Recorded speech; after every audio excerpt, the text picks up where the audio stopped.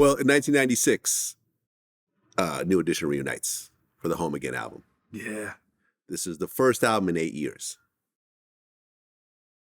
And this actually has all 6 members. Yeah. So Bobby Brown came back into the fold again. Yeah. Was that by design, by accident?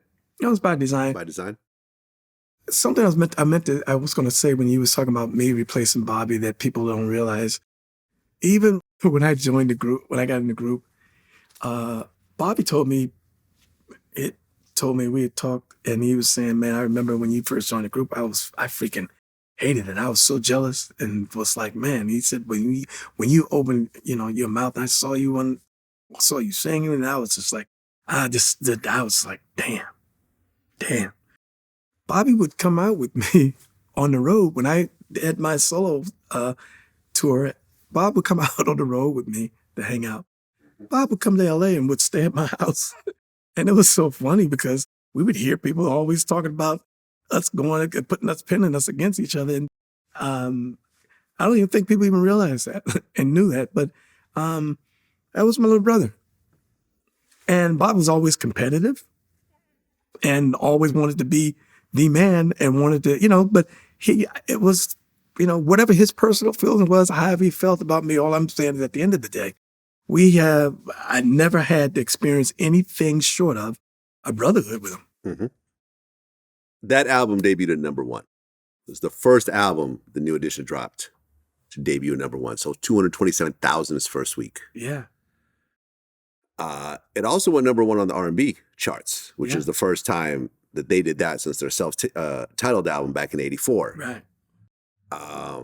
So you have this monster project. Hit Me Off was a huge hit. Yeah. I'm Still in Love with You. You Don't Have to Worry. One More Day. Shop Around. It was massive. It ended up going double platinum. Yeah. Which I believe, is this the best-selling New Edition album? No, the Heartbreak, I believe is. Okay, so Heartbreak ended up being bigger. Yeah. But this is still a monster. Still a monster, yeah. Okay. Absolutely. Absolutely. How did you feel about this album?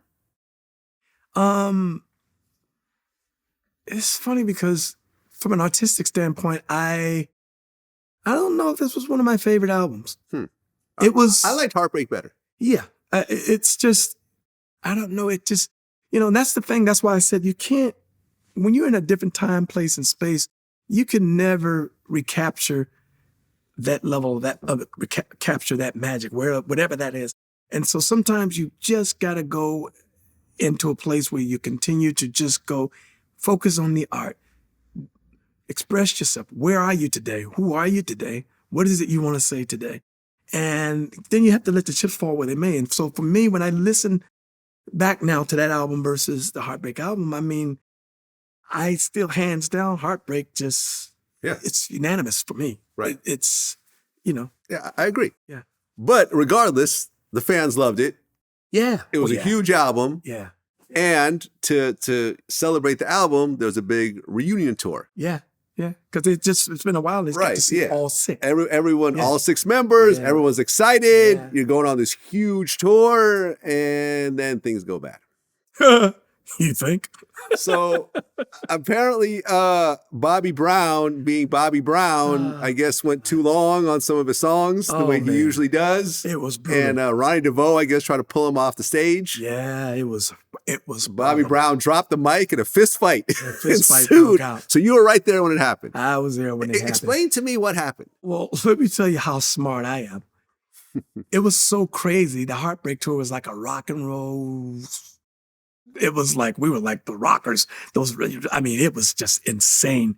Everyone had their own bus. It was like, I think Ricky and I were the only two out of the whole crew.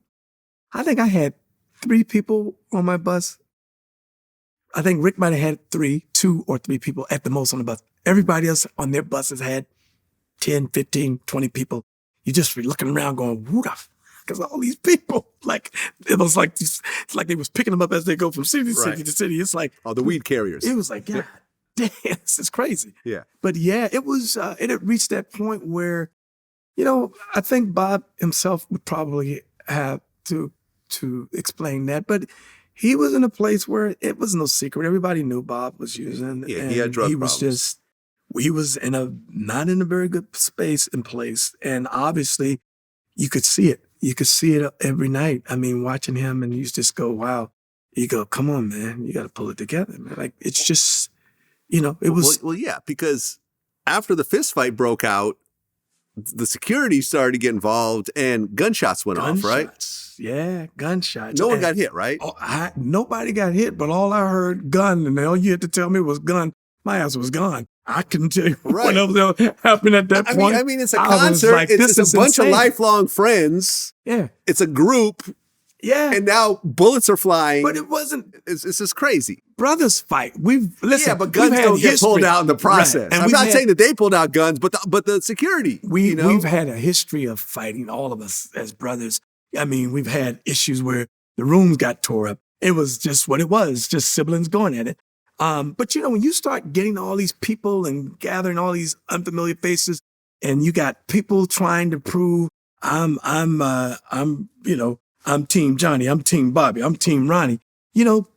That's what happens when you start gathering people, and we're not being conscious and aware too as of our surroundings and the people that we choose to hire and bring, that understanding that they are an extended part of us and they represent us.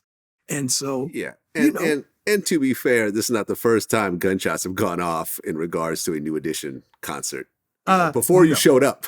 Look, there was the whole situation. I mean, me and Teddy Riley talked about a situation where one of his people got killed, because of someone was taking too long on their set. So something very trivial in the grand scheme of things, not enough for someone to lose their life over. But there's a history of bullshit, honestly, coming from Bobby Brown's camp. We seen on the news that my best friend got killed. Anthony B. Yeah. And he was killed by one of New Edition's guys. Yeah, one of the production people. Yeah, but you don't find it. Come on, let's admit, you don't find that going too much for R&B groups. Exactly. So this is just odd. This is just It crazy. was the first way. NWA, and they were like, man, y'all crazy. I expect NWA. It's like, right. What? New Edition. It's out here shooting up the club. Yeah, I don't know, man. Well, because of that, Michael Bivins and Bobby Brown left the tour. Yeah. Which left you, Ricky Bell, Ralph Tresvant, and Ronnie DeVoe to basically finish off the tour as a quartet. Yeah. Was that sort of weird? On this big reunion tour, homecoming to just 4 people are left? It was. 2 of them went home? But God bless my dear brother and my friend to this day, who I love to the core, Al Heyman. Al said, hey, man, whoever's ready to rock, let's go and get this and complete this and do what needs to be done, because there was a lot of damage that was done. That's when I started having tax problems. All the guys had already had issues and tax problems. Well, right, because didn't New Edition go into debt during that tour? Yeah. It got ugly. It got really ugly. And I looked around too, and I'm going, oh, hell. I'm the only one that showed up and never missed a show out of everybody. Everybody missed the show at some point. I'm the only one that showed up, never missed not a show.